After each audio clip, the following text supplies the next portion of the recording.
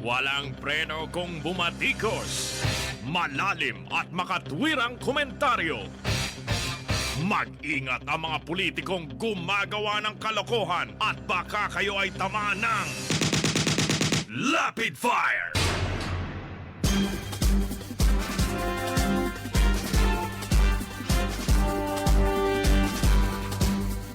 Ayon po sa palasyo mga kaibigan, ang mga Pilipino raw ay hindi maaaring makapili ng bakuna kontra COVID-19. Isipin ninyo yung karapatan mo na mamili. Wala raw tayo nun, sabi ng palasyo ng Malacanang. Kung anong brand yan, ha? Kailangan pag sinabing ito'y incheck, magpabakuna ka na. Alam ba ninyo na sinasabi yun daw Sinovac na gawa ng gobyerno ng China, meron pong mahigit sa 70 ang side effects. Magiging zombie ka. At ayon ho sa mga senatong, kanilang iginiit na ang mga LGU at pribadong sektor ay dapat payagan na makabili ng bakuna sa sarili nilang inisyatibo. Ano po?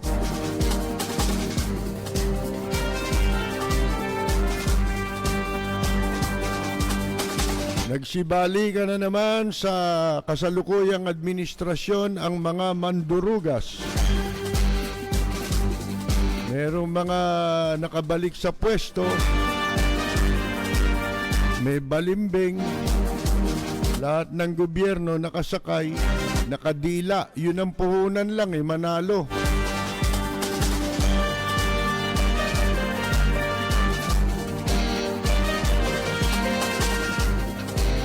Ayon naman sa NBI mga kaibigan, meron daw silang nakita na posibleng may foul play nga sa pagkamatay noong pong babae sa hotel dyan sa Makati na si Dasera. Nakahapon ay nailibing na. Kahapon ba nilibing o kanina? Binuhat pa ng mga mga pulis yata, no? Sundalo. Parang bayani, ano? Kasi wala raw pong nalabag dyan, na anumang reglamento, mga kaibigan, doon po sa pagbuhat. Mga marin, ano pala ito mga marin,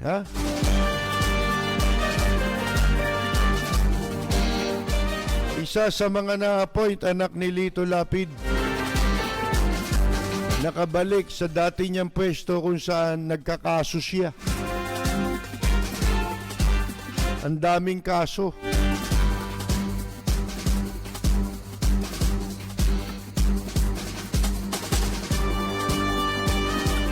Ito namang si Tony Gonzaga, may babala ang FDA.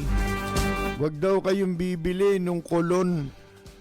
Nagbabala sa publiko ang FDA na huwag kayo anyang bibili ng kolon na binebenta o inilalako ni Tony Gonzaga, Public Works and Highways Robbery.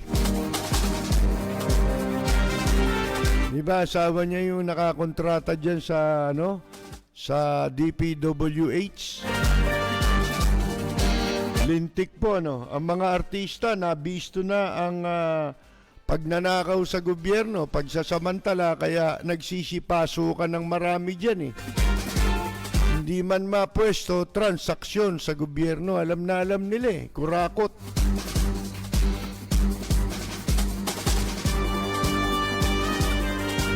Bueno mga kaibigan, ang sabi ho ng Malacanang, nitong si Presidential Spokesperson Harry Mantika Roque, na hindi raw maaring pumili ng kung anong brand ang gusto nila ng publiko na maisaksak sa kanila na bakuna. laban sa COVID-19, sakasakali pong maging available na ito, mga kaibigan, sa bansa. Ano po? Ang sabi ho niya, although everyone has the right to health, sa kabila na ang mga mamamayan ay merong karapatan sa sarili niyang kalusugan, pero hindi raw maaari na maging pihikan sa pagpili kung anong brand, kung saan gawa yan ng bakuna, dahil ayon sa kanila, yun daw malaking quantity ng Pilipino.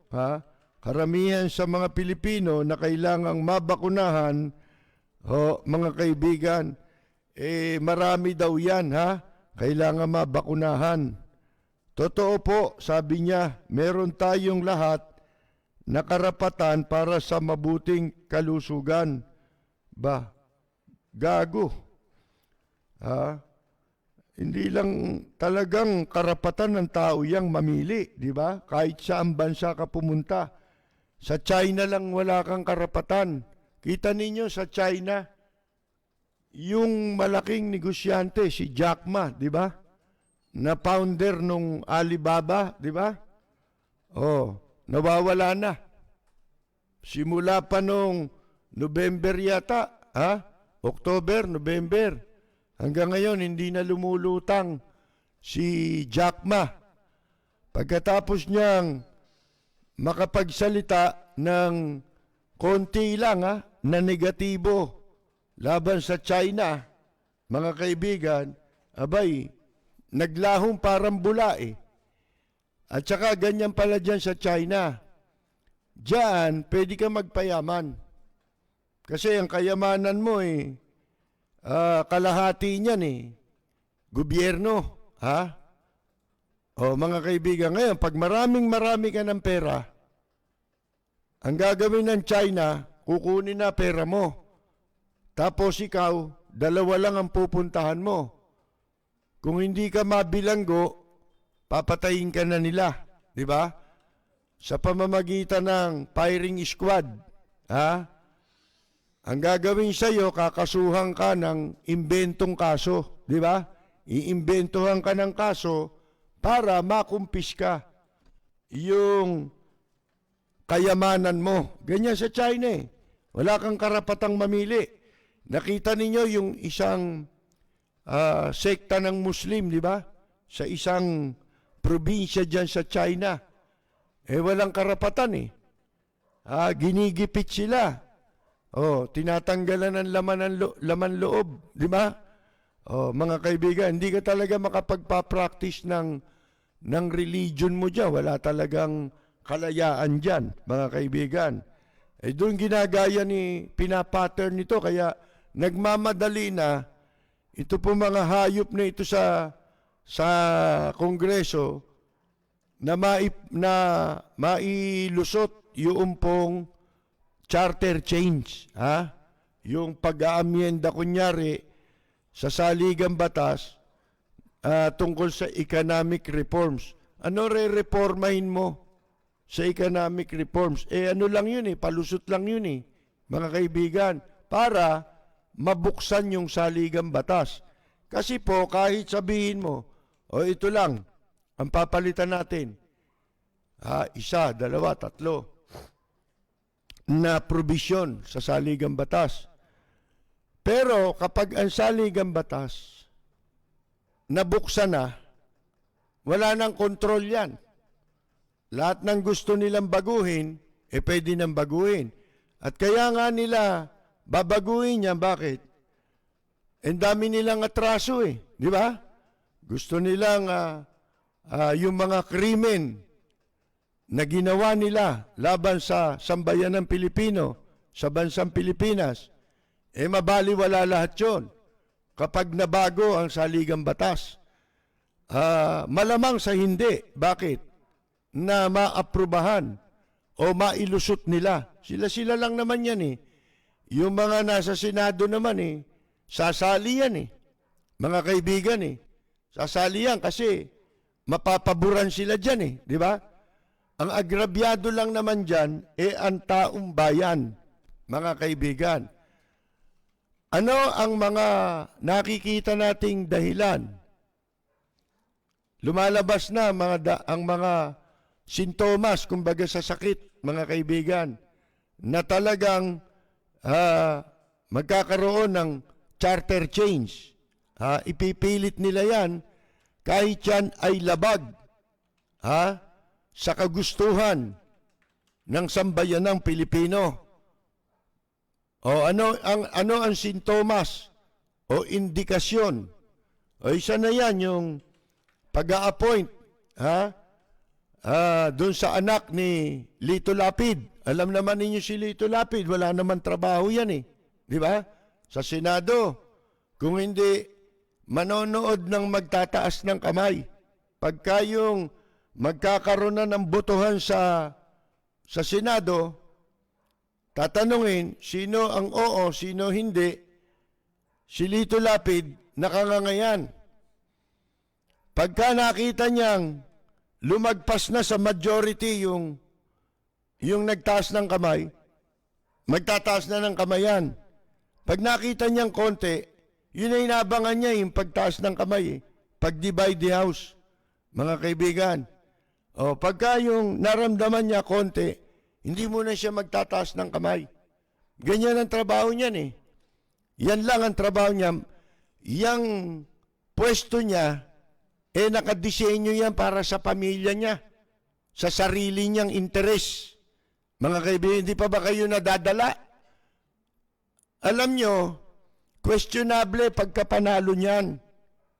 Ako nagsasabi sa inyo, yung mag-ama na yan, questionable. Talo nga yung anak eh. Kaya nga, kumuha ng pwesto rito eh. Umarbor ng pwesto para sa anak, di ba? Nabalik pa rin sa pwesto. Oh. Yung isang anak niyan eh, nasa immigration eh, di ba? Oh, nakapwesto ngayon dun sa, ewan ko kung nasa Clark pa ngayon. Kasi nung binabanata natin yung sindikato ro sa Clark, natanggal yung walang hiyaron, ang pinalit, anak ni Lito Lapid, na babae. Oh, mga kaibigan. Nung araw ako nagpakilala dyan dito sa PAGCOR eh. Ako ang kinausap ng PAGCOR nung panahon na ang presidente si FBR. Mga kaibigan, mamaya na natin kukwento yan unang-una niyang pinasok, di ba, yung kapatid niya sa PAGCOR na ipasok niya. Mga kaibigan, ako naging tulay para yan ay lumipat sa Lakas NUCD sa partido ni dating Presidente Fidel Ramos. Mga kaibigan, ako po ang nilapitan ng PAGCOR. At ako ang nag-arrange ng meeting. Akala ko nung araw, talagang, mabuting tao. Akala ko mabuting tao eh. Kasi napanood ko sa TV, ang sabi niya, malinis niya akong pumasok sa politika, malinis din akong lalabas sa politika. Yun pala, hindi totoo. Mga kaibigan, nung makapasok, ayaw nang lumabas. Di ba? Bakit? Ang daming kaso. Hindi ba? Natatandaan ninyo binuhay ng Korte Suprema yung fertilizer scam niyan eh. Ewan natin kung ano na po nangyari. Yung magamang yan, parehong tadtad ng kaso yan. Mga kaibigan, yan ang indikasyon na ang kapalit ng appointment sa Department of Tourism, yung isang attached agency dyan, yung CHESA, para maibalik dun yung anak niya sa pwesto. Ano kapalit niyan? Di ba? Kung matatandaan ninyo nung nakaraang eleksyon, panahon ng kampanya, ano ba yan binanatan pa ni Digong nyo yan di ba? Ano sabi ni Digong nyo? Ano alam mo? Lito Lapid. Ano raw ang alam sa pwesto, sa pagtakbong senador? Anong alam nyo? Hindi nyo na niya maloloko mga Pilipino. Kayo pala itong loko-loko Di ba? Kasi magagamit nila, mga kaibigan, pamparami. Kasi dyan mo makikita, talagang wala na halatang halata na wala nang naniniwala sa kasalukuyang administrasyon. Nagkahalataan yan nung maisara ang mga social media account ng kanilang mga troll, hindi ba?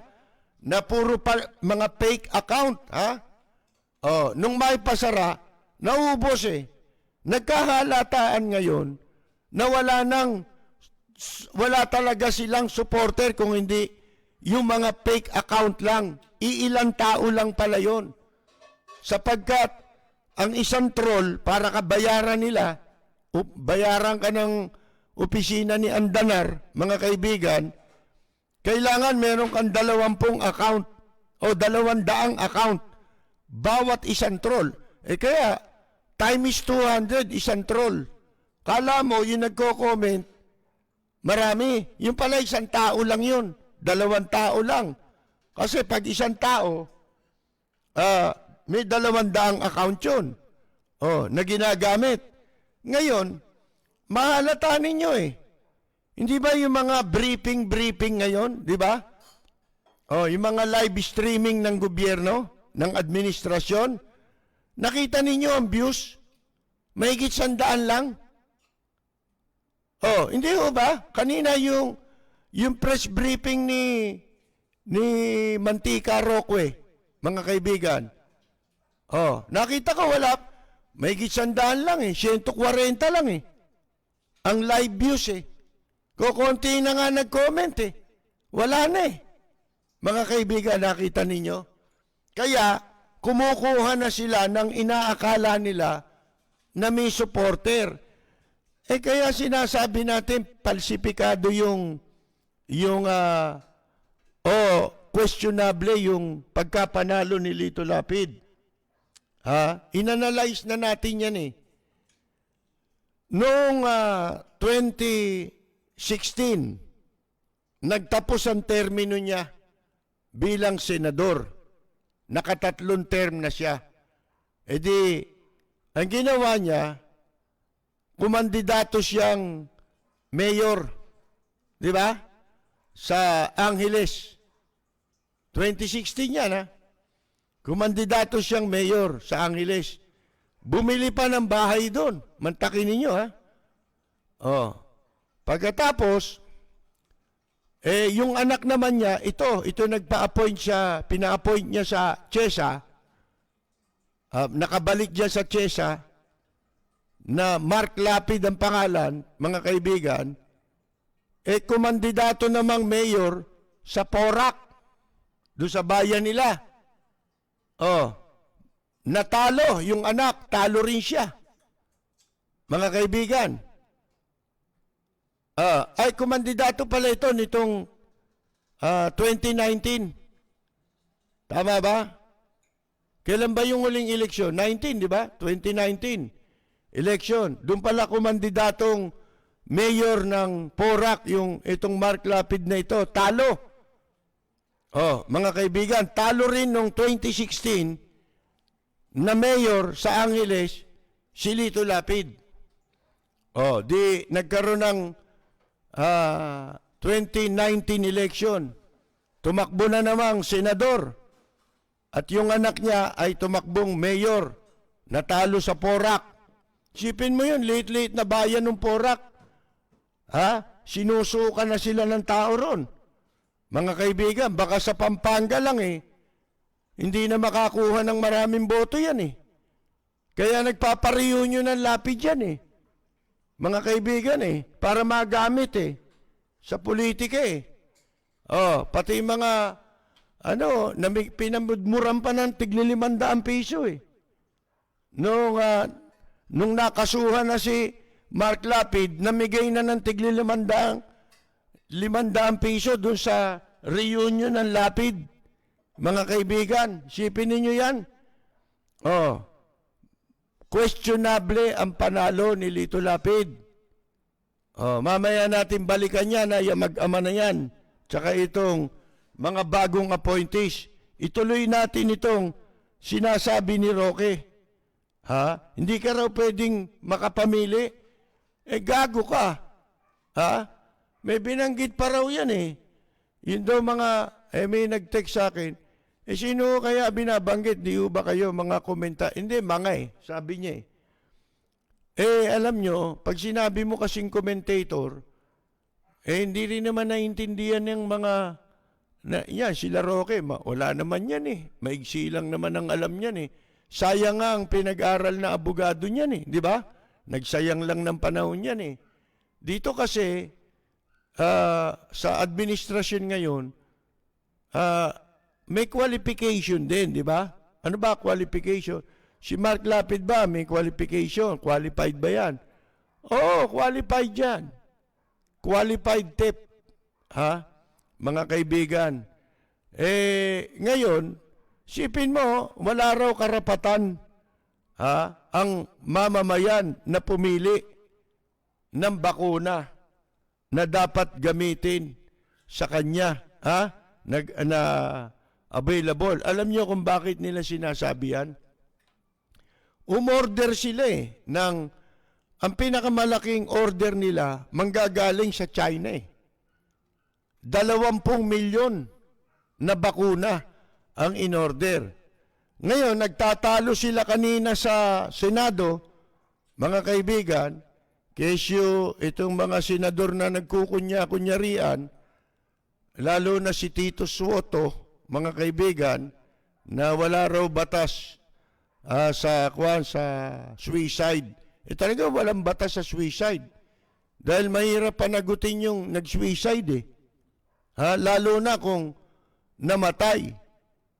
Hindi mo rin pwedeng kasuhan yung kung nabuhay. Di ba? Kasi magiging kaso nun? Attempted suicide. Mga kaibigan? Di ba? Ngayon bakit daw hindi payagan na lang na yung mga local government at saka mga pribado ay makapag-angkat ng sarili nila. Tsaka makakapamili sila, unang-una, di ba? Kung anong bakuna. Kasabwat yung FDA yung Food and Drug Administration. Kesyo hindi raw pwede direktamente na makipag-deal ang mga local government units. Sapagkat ito raw ay government to government daw. Yan sinasabi ninyong government to government sa China lang yan Bakit? Sapagkat yung bakuna ng China, nagawa sa China, lahat yan, kasosyo ang gobyerno ng China. Hindi ba? Pero yung iba, paano mo sasabihin government to government yan? Mga pribadong manufacturer, yung mga gumawa ng bakuna, bukod tangi na China lamang, mga kaibigan, ang may-ari gobyerno ng China. Bukod tangi yon. Pero maliban dyan, para mga pawang mga pribadong kumpanya yan, paano silang makikipag-deal ng government to government? Sabi nila, raw yan, tripartite, 3 raw. Kasi itong mga LGU, nagsi-order na Hindi na maantay ito hindi na nila maasahan ito Sapagkat ang pinipilit nitong gobyerno, nitong administrasyon, yung China. Unang-una, siguro, malaki kikitain nila. Ilang milyon yan?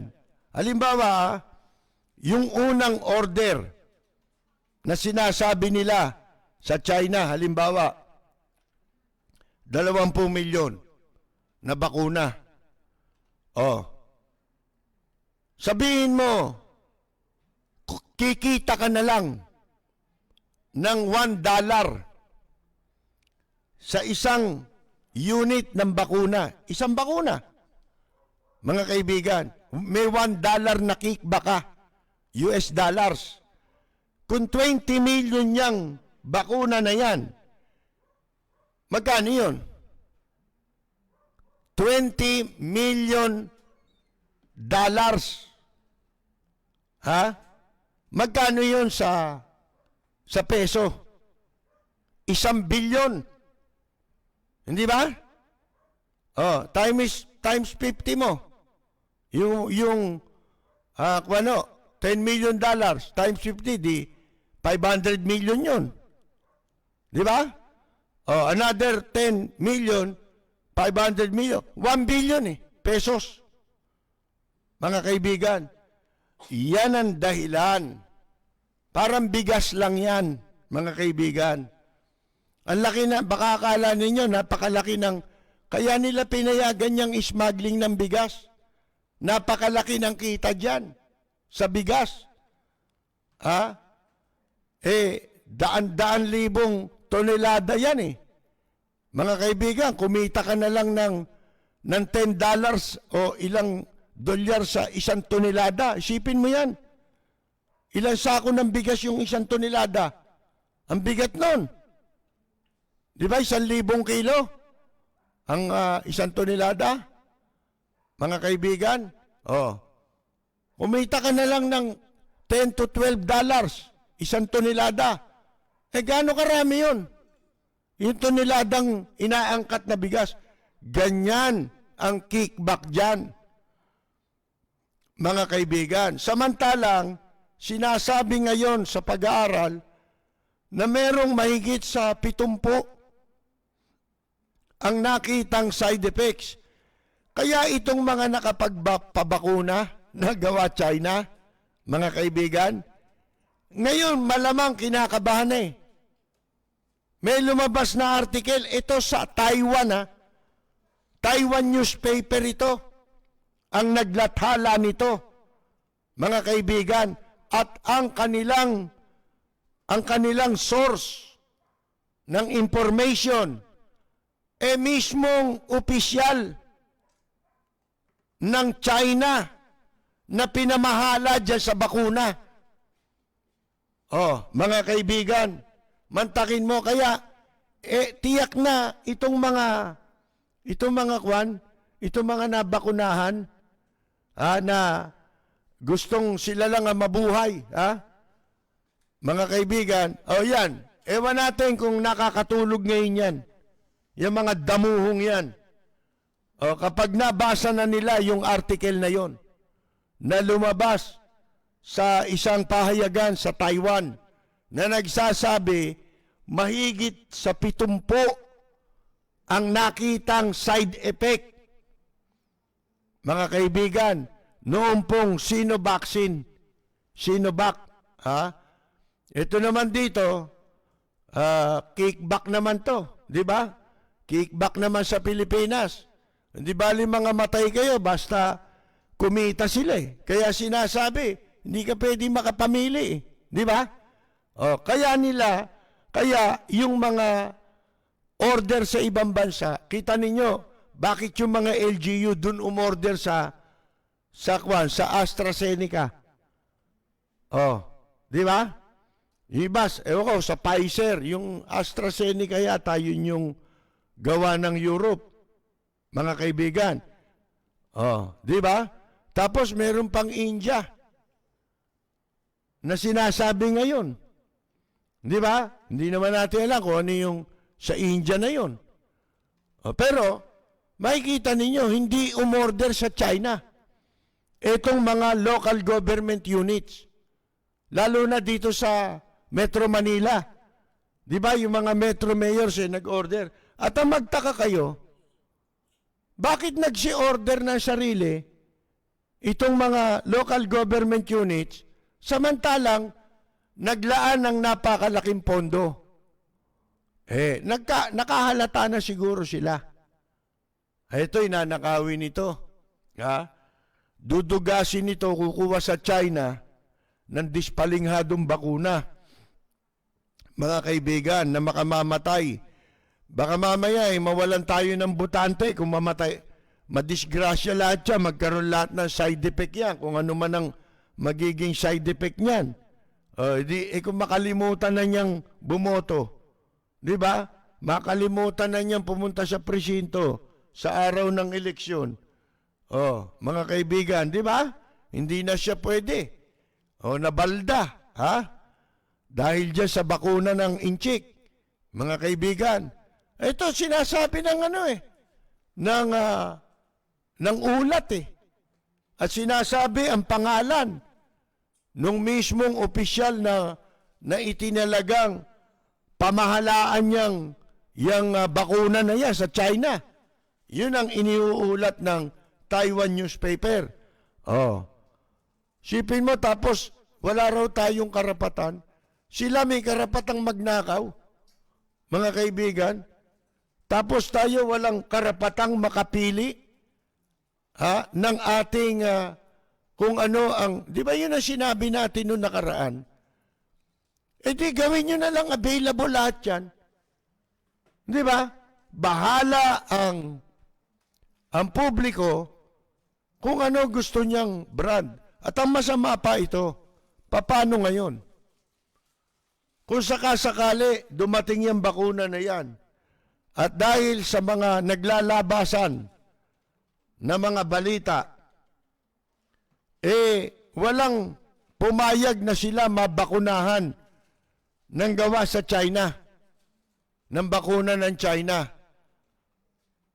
Ibabalik nyo ba yung pera ng gobyerno? Yan ang tanong Paano ngayon yun? Ano yun? Goodbye? Pondo? Paalam na, pondo? Wala nang balikan? Paano kung langawin yung bakuna ng China? At mas gustuhin na lang ng tao na, bahala kayo, yung magpapabakuna, yung gusto. Di ba?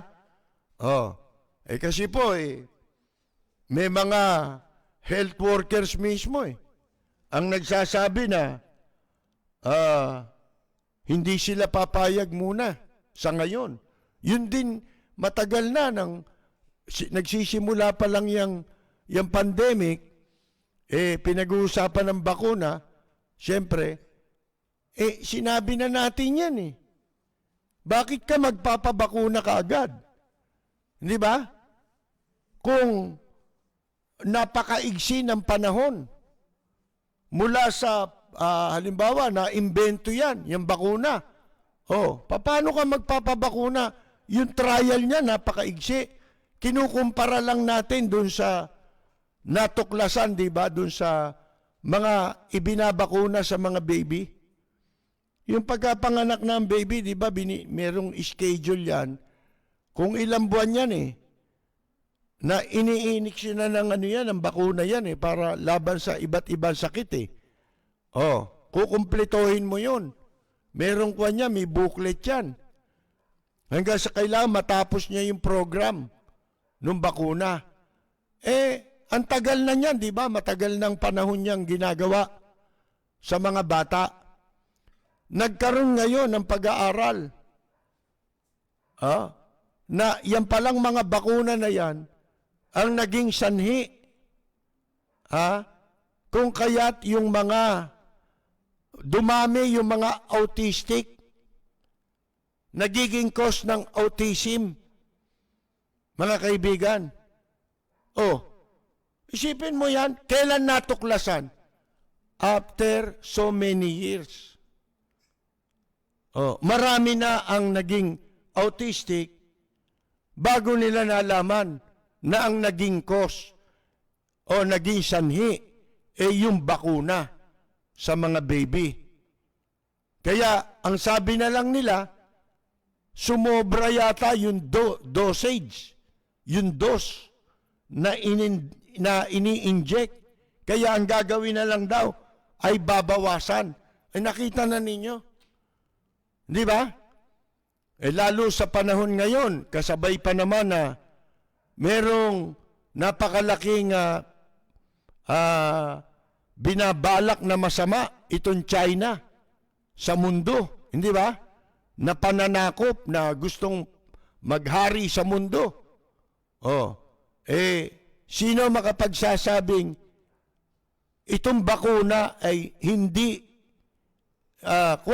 nila kasangkapan para magagamit nila para makontrol nila ang tao. Hindi ba? Sa pamamagitan na magkakaroon ng masamang epekto sa tao yan. Wala ka ng kakayahan lumaban. Hindi ba? Wala ka ng kakayahang magtanggol sa sarili mo. Maging malilimutin ka lang eh. Di ba? Malaking bagay na yan eh. Marami nang mawawala sa iyo kapag naging malilimutin kang tao. Yan po. Pero yung karapatan sa buhay ng tao, yan ay nasasaad din yan sa saligang batas. Right to life, mga kaibigan. Kaya wag mo sasabihin walang karapatan ng tao na makapamili. Di ba kasasabi lang ni Batong Malaki Ulo na wala namang utak? Yun daw bakuna, kahit daw siya, karapatan daw niya yun kasi buhay kutuan niya eh. Yun naman pala eh. Di ba? Ba't di mo ngayon sabihin sa kanila yan? Mga kaibigan, Malalim at makatwirang komentaryo. Mag-ingat ang mga politikong gumagawa ng kalokohan at baka kayo ay tamaan ng Lapid Fire!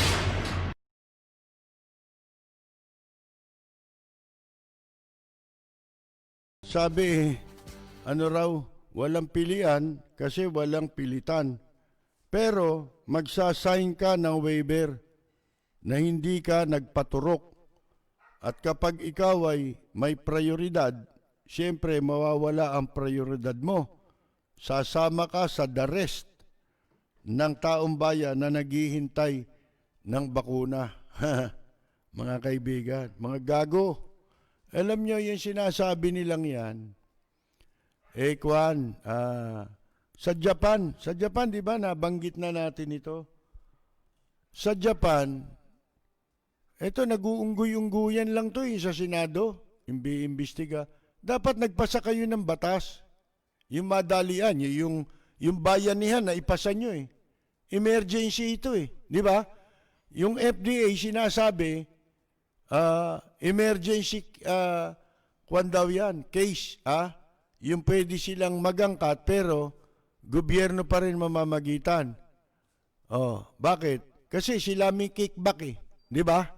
Kikickback sila dyan, mga kaibigan. Yun ang habol dyan, sa totoo lang. Maliwanag ho yan eh. Nag-uungguyan lang yan sa Senado. Kunya-kunyari yan. Ba't di kayo nagpasa ng batas? Na mandatory, libre yan. Walang pwedeng tanggihan. At dapat, doon sa batas, gumawa sila ng batas na ang tao pwedeng makapamili sa bakuna. Di ba? Kasi sa Japan, pinasa nila yung batas na lahat ng mamamayan. Dinoble pa nga nila eh. Kung gaano sila karaming populasyon, doble ng populasyon nila ang bibiling bakuna para masiguro nila lahat ng residente, hindi lang mamamayan nila. Lahat ng residente sa Japan ay mabigyan ng libreng pagbabakuna. Dito wala eh. Daldalan eh. Sipin mo, FDA, emergency raw. Mga gago. Kung yung mga ano-anong produkto rito eh, inaaprubahan nyo eh. Tapos dyan pa kayo maghihigpit sa bakuna. Mga gago pala kayo eh. Di i-authorize ninyo lahat ng lahat ng kilalang mga kumpanya, di ba? AstraZeneca, Pfizer, mga kilala yan eh. Not necessarily, yung tao magpapaturok kasi merong nagsasabi, hindi natin alam kung yung mga yan paninira laban sa Pfizer. Na meron din daw side effect yan. Mga kaibigan. Pero wala namang solid na ebidensya pa. Pero ganun pa man, kahit sabihin mong Pfizer yan, ba't naman agad ako magpapabakuna? Kundi ko naman kailangan. Di ba? Magantay muna ako. Sa sarili ko. Yun nga masama eh. Nagkaroon pa ng kung totoo yung survey kasi pagka SWS, Pulse Asia, huwag na kayo maniwala dyan, nakikisakay lang yan eh. Naririnig lang nila yung resultang inilalabas ng survey nila, kung ano lang yung naririnig nila. Wala talagang actual na survey yan. Mga kaibigan, nagkukukompute lang yung mga yan. Tinatranslate yung narinig nila, gagawa ng sarili nilang computation. Tapos sasabihin nila, survey daw yun.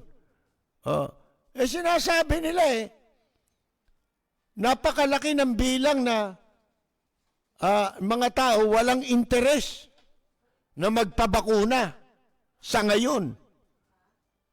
Hindi ho ba, mga kaibigan? Bakit? Maraming ang nababase. Hindi katulad nito sa China, meron talagang mga mapagkakatiwalaan mong article na mababasa mo. Kasi yung mga lumalabas na masama yung Pfizer, ganito, meron pa nga ininiksyonan, namatay daw. Pinanood ko yung video natumba yung tao After ilang minuto, natumba na, pagkatapos na mabakunahan, sabi namatay. Yung pala buhay yun. Hinimatay lang yata, mga kaibigan. Yung pala buhay. Isipin ninyo yan, di ba? Baka may paninira, hindi natin naiintindihan. Pero, ang tanong nga paano? Umangkat ka ng marami. Pagkatapos, ayaw nung tao doon sa bakuna mo. Tinatakot mo pa. Gusto mo, wala raw pilitan, pero sa pilitan. Aalisin yung karapatan mo, papipirmahin ka ng waiver. May mga gago ito, mga kaibigan.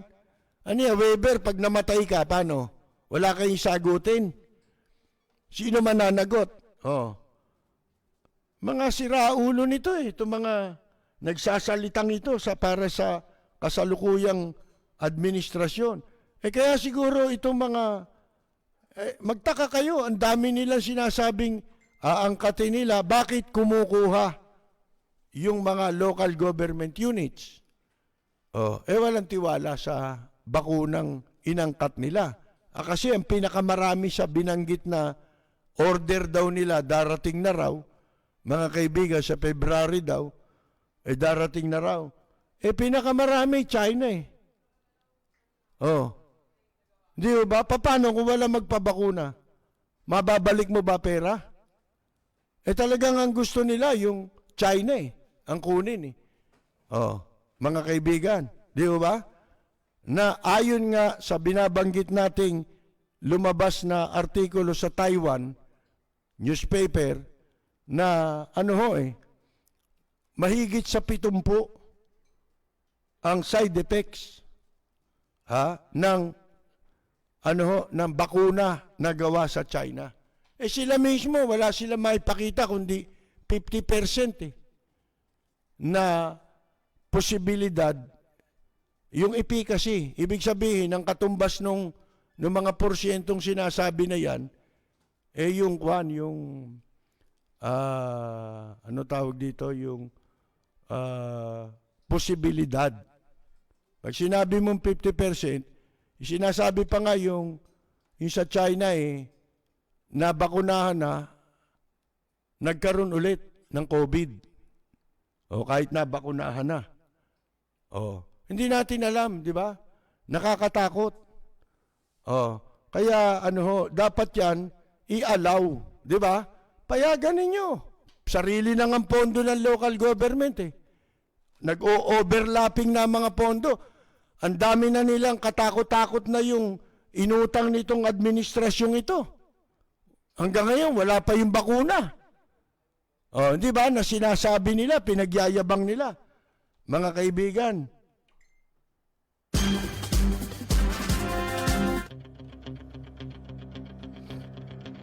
Walang preno kung bumatikos. Malalim at makatwirang komentaryo.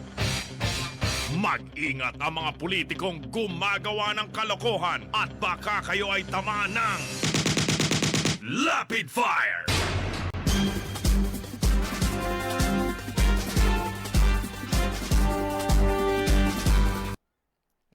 ito naman, ito si, ano ba sinasabi dito? That is why it needs a tripartite agreement. In the case of LGUs, there would be limitations in directly procuring from suppliers. Hindi, pumasok sila eh. Bakit naman tatanggapan ng order yung local government? Umorder na sila eh. Kung dadaan pala sa national government, hindi. Nag-i-intervene kayo. Di ba? Nakikialam kayo dahil sa kikitain. Yan ang maliwanag dyan eh. Mga kaibigan, dahil meron daw limitation sa direct procuring from suppliers. That is why it needs tripartite agreement. Ano yung limitation? Ano, yung volume ng order?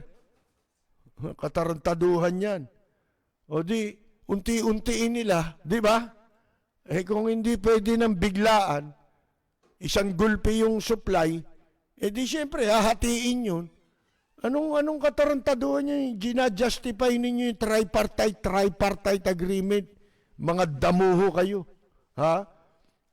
They have limitations on advanced marketing. Negosyo yan.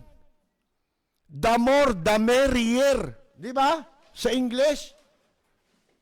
Mga kaibigan, negosyo yan. Di mas marami, mas pabor doon sa kumpanya ng bakuna. Hindi ba? Ano sasabihin mong limitation? Siguro, doon hindi ka pwedeng yung halimbawa, umorder ka ng 20 milyon, di namin madideliver yan ng isang deliver. 2 delivery. Di ba? 10 million. After that, 10 million ulit. Hindi mo naman sabay-sabay i-iniksyon yan eh. Ano yan? Pagdating ng gamot, 20 milyon, tatawagin mo yung 20 milyon, sabay-sabay yung tutusukan ng 20 milyon. Mga logic nito, mga kwan eh. Mga bulok eh. Mga kaibigan eh. Ang kasalanan ng Senado, hindi kayo gumawa ng batas. Di ba? Ito'y emergency ito. Yung ang bayan niya, naipasa ninyo eh. Mabilis eh. Di ba? Naipasa ninyo. Bayanihan, ano yan? Still as one. Mga kaibigan. Ang sabi naman nitong si Franklin Drilon, kinu-question niya yung bakit ang private sector at LGUs ay hindi pinapayagan na makakuha ng bakuna, ng supply ng bakuna, nang walang government mediation o hindi na. Yun ang, alam nyo, kulang nilang sabihin nila rito eh. Na ang intention ninyo ay kumita kayo. Yun ang intention eh, hindi gumaling tayo eh. Hindi naman nila talaga concern na mabakunahan tayong lahat. Ang concern nila, primarily, paano tayong kikita. Yan. Hindi yung paano ba paano bang maliligtas natin tong mga mamamayan na hindi magka-COVID. Hindi yun ang concern eh. Ang concern ito, hindi lang direktamente sinasabi. Di ba? Para dun sa mga hindi masyadong nakakaunawa kung bakit ganun ang tanong nila. Bakit di anong kaugnayan nun? Yun ang kaugnayan nun. Hindi lang nila dinidirekta na gustong kumita nitong mga to. Hinihiya na nga eh. Paulit-ulit eh. Yun din yung kaninang tinatanong ng ibang senador eh. Oh, there appears to be a stumbling block in that one cannot deal directly with the supplier. Oh. Mga kaibigan, talaga meron daw talagang hadlang, kung bakit hindi pwedeng dumirekta. Kailangan dadaan sa kanila. Dadaan sa pulis. Alam niyo ba yung kwento? Si Mayor Lim daw noon, nung pulis siya, nagsimba siya dyan sa Quiapo. Narinig niya yung sa unahan niya, mama, nagdarasal. Ang sabi raw, nagmamakaawa sa kanyang pagdarasal na kailangan niya ng pera. Siyempre no, mahal pa pera nun eh. Di ba? Kailangan niya ng pera. Kailangan niya ng pampapagamot yata, gano'n. Mahal pa pera nun dahil pulis pa lang si Lim eh. Nung marinig niya yon, naawa siya rin sa tao. Ang ginawa niya, binunot niya yung pitaka niya. Tinignan niya. Meron siyang 100, 250 eh. Tapos kinalabit niya yung mama. Mama, binunot niya yung pera, 100. Pinakita niya, 250. Ito lang ang laman ng pera ko, ng pitaka ko. 100 piso. Hati na tayo. Ito, 50 pesos. Mahal pa pera nun. Ang laking halaga pa nun. Hati tayo. Ito sa akin, 50. Ay, naku, maraming salamat to. Tapos, ang ginawa nung lalaki raw, nagdasal ulit. Sabi raw nung lalaki, Panginoon, pwede ho ba sa susunod, wag niyo nang padaanin sa pulis.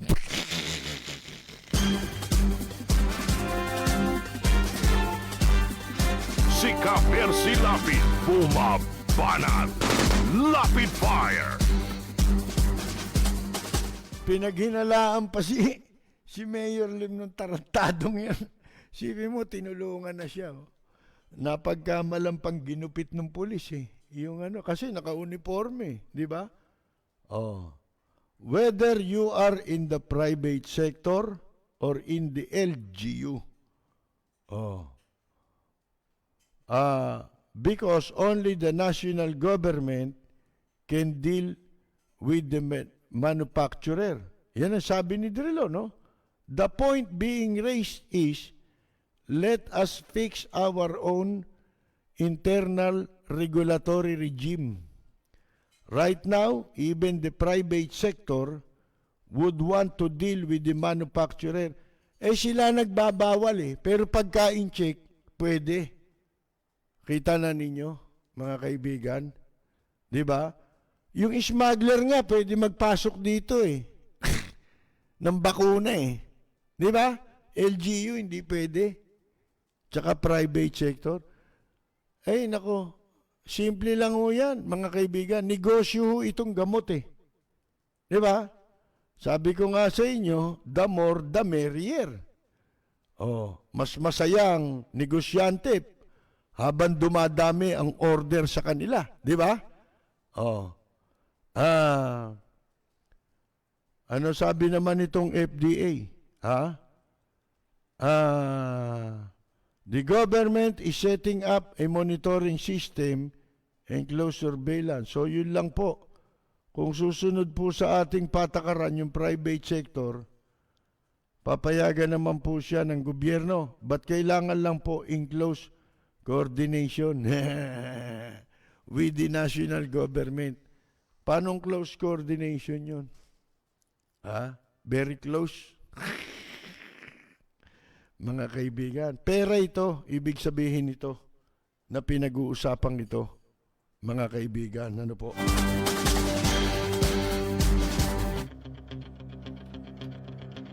Walang preno kung bumatikos. Malalim at makatwirang komentaryo. Mag-ingat ang mga politikong gumagawa ng kalokohan at baka kayo ay tamaan ng Lapid Fire!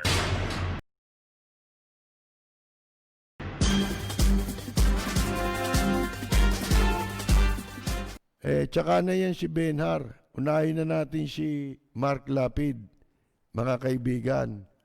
Kasi ito isipin ninyo, ang daming kaso nito. Ha? Mga kaibigan, sa Chesa, Pamandin. Doon siya nagkaroon ng maraming kaso yung dating kalihim ng naupo dyan si Mark Lapid, nung panahon ni Gloria Macapal Arroyo, di ba? Sip-sip buto yung tatay niya ron kay Gloria ang kalihim nung, sino ba, sekretary? Hindi ko na matandaan kung sino, si Kwatari nun ni Gloria sa tourism. Pero itong si anak ni Lito Lapid, yung mismong sekretary pala, yung Alberto Lim. Nung panahon naman ni Noynoy, nakapwesto rin si Mark Lapid. Dumila rin sa tumbong ni Juan, nung ipakulong si Gloria, dati Gloria si Lito. Nawala sa pwesto, pinakulong, di ba? Doon naman dumila kay Noynoy. Pinasok yung anak niya ron, kapalit ng kanyang paglipat na naman sa partido. Talagang, pansarili lang yung pwesto di ba? Ang sabi dati, nung tourism secretary dati, yung si Alberto Lim, na ito raw si Noynoy, dinelay yung dapat niyang gawin tungkol sa reklamo laban dito kay Mark Lapid over political considerations. Yun na nga yun, kamukha ngayon. Kailangan nila ng susuporta kay Digong nyo kasi wala nang sumusuporta rito. Ang pwede lang naman sumama rito, sumasama lang naman dito, mandurugas Bobo tsaka mandurugas. Dalawa lang Mga kaibigan, wala ka namang ibang yung marurunong, magagaling, mga may honor, yung mga may integrity, may dignity, di ba? Wala niyan sa gobyernong ito. Huwag ka maghahanap dito niyan. Yun ang qualification sa gobyerno Hindi naman gobyerno itong ngayon Sindikato ito mga kaibigan. Kaya nga naibalik si Mark Lapid ito nga, nung panahon ni Pinoy, hindi ito inaksyonan, yung kaso nito, na base sa COA report, yung mga questionable transaction na pinasok nitong si Mark Lapid dyan sa Chesa. Dyan siya ulit inappoint ngayon. Mga kaibigan, ipinagbigay alam daw niya ito kay Noynoy, yung tungkol sa findings ng COA na nagsasaad ng mga questionable dealings sa Chesa. Itong Chesa, ang pangalan nito dati, Philippine Tourism Authority. Pero hindi raw inaksyonan nito ni Pinoy. Ang ginawa niya raw, ang sabi raw, there are other considerations, bigger political consideration, and to time it properly. I understand there's much bigger fish to catch. Yan daw ang sabi nitong si Lim, ha? Meron daw mas malaking political consideration. Katulad ngayon, political consideration, isa na yang tsa-tsa. Posible, ha? Para, para hindi kumibo dyan sa Senado, ha? At kumampi sa paramihan. Isa lang naman ang tagagapang dyan, eh. Si Bongo, di ba? Gagapangin ka ni Bongo dyan sa Senado.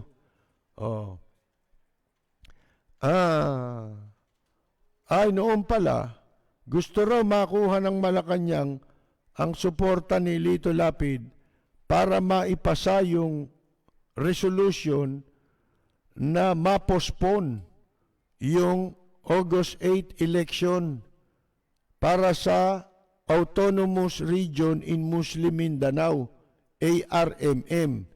So, ang naging kapalit, ipinwesto yung si Mark Lapid at hindi inaksyonan yung reklamo. Ito natuklasan ng COA, mga questionable deal na pinasok ni Mark Lapid dyan sa CHESA.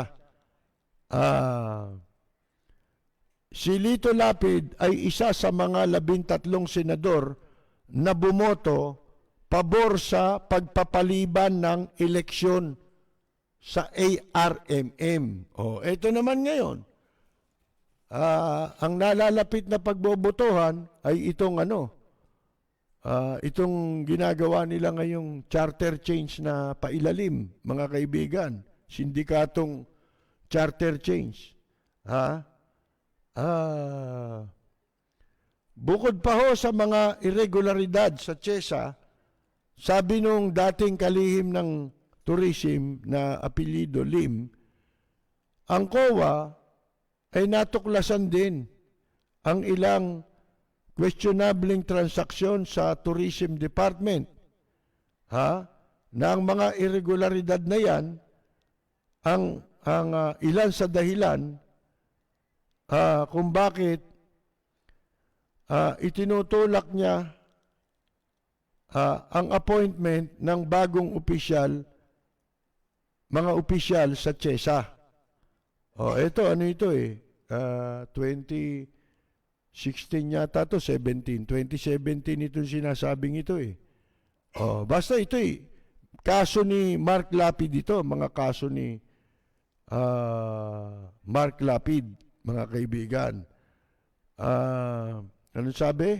There's a new mandate. It's no longer infrastructure, but investments, incentives. Isipin mo, pinasok nito, hindi, ang trabaho ng CHESA ay infrastructure. Yung mga pagpapagawa ng mga proyektong may kinalaman sa tourism, di nandun ng pera. Ewan ko kung dito bumabagsak yung, alam nyo ba yung travel tax? Pagka umaalis ka ng bansa, lahat nagbabayad ng travel tax. Ultimong yung hindi bumibili ng ticket. Kasi may mga bata, di ba, libre sa pamasahe sa eroplano. Pero yung tax, hindi libre yun. Yung travel tax, na kinukolekta, magkano yun? 1,500 yata yun. Isang tao. Yan napupunta rito sa CHESA. Yung kinukolektang travel tax. Ito'y isa lamang sa kaso. Ilan sa mga kaso ni Mark Lapid. At noong 2017 din, ay pinaiimbestigahan din ito tungkol naman doon sa Philippine Christmas Village Paskuhan. 2017, si Digong nyo na nakaupo, di ba? Niyari niya itong transaksyon na ito. Binenta niya yung Philippine Christmas Village Paskuhan dyan sa Pampanga, mga kaibigan. Ewan ko kung natuloy ang investigasyon dito eh. O hindi, pinaiimbestigahan ito eh. graph daw ito na umaabot sa 932 million. Eh di dapat plunder ito, mga kaibigan.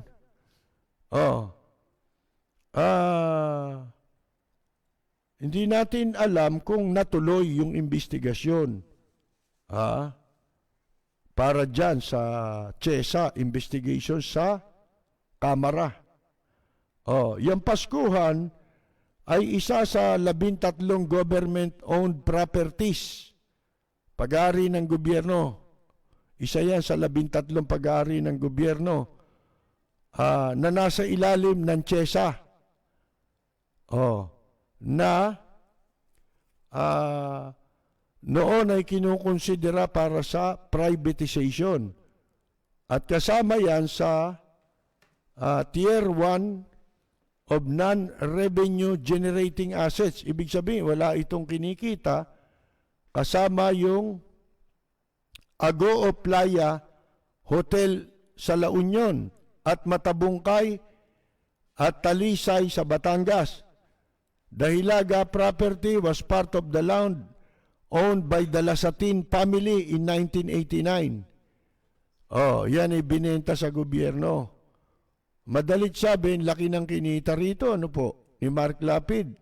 Kaya ito noon, lintik, Rolex ang, nagka-Rolex to doon sa CHESA eh. Ang laki, imamahalin. Pagkatapos, ito, siya po ay naharap din sa iba pang anomalya. 300 million Boracay sewerage deal. Mga kaibigan. Kasabwat niya sinibak na Tourism Secretary Wanda Tulfo-Teo. Ayan. Ito'y naghain ng kaso sa ombudsman si Rod Padilla at itong Roberto Hilito na mga residente ng Boracay nung May 8. Anong taon nito? Nung panahon na ni Digong nyo to. Mga kaibigan, ang daming sangkot dito.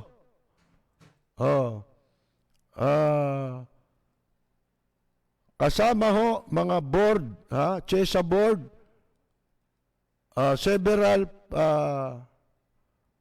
of President Rodrigo Duterte's, mga appointed din ni Digong nyo, and former President Benigno Aquino III's cabinet secretaries, including Public Works Secretary Mark Villar, Environment Secretary Roy Simato, Interior Secretary Eduardo Año, Interior Assistant Secretary Epemaco Dancing, former Public Works Secretary Rogelio Singson, former Environment Secretary Ramon Paje, and former Tourism Secretary Ramon Jimenez. Ang dami, kasama dito. Kasama yung asawa ni Wanda Tulfo-Teo, na si Roberto Teo, at si Cesar Montano. Magkakasabwat ito. Kasama rin yung Virgilio Rivera Jr. Si Mark Lapid, isa rito, mga kaibigan. Ito yung sinasabi na nilabag nila yung Anti-Graft and Corrupt Practices Act ng ang Philippine Tourism Agency na CHESA na pinamunuan ni Mark Lapid mula April 21, 2009 ay pumasok sa isang kasunduan kung tawagin ni Joint Venture Agreement sa MWCI, Manila Water Company Incorporated, para mag-operate, mag-manage, and maintain the sewerage systems of Boracay. Oh, mga kaibigan, ha? Yung MWCI. Oh, yan ang magmamanage. At saka yung BIWC. Boracay ano ito? Yan yung Boracay Island Water Company. Yan. According to the complaint, the 300 million total annual capital of BIWC was split 80-20. Pinaghatian yung pera, mga kaibigan. Sa madalit sabi, ang daming kaso ni Mark Lapid, pero in-appoint. Bakit? Merong kapalit yun. Ang gaganap nung kapalit, yung tatay niyang walang silbi na inutil sa Senado. Si Ka Percy Lapid, bumabanat. Lapid Fire.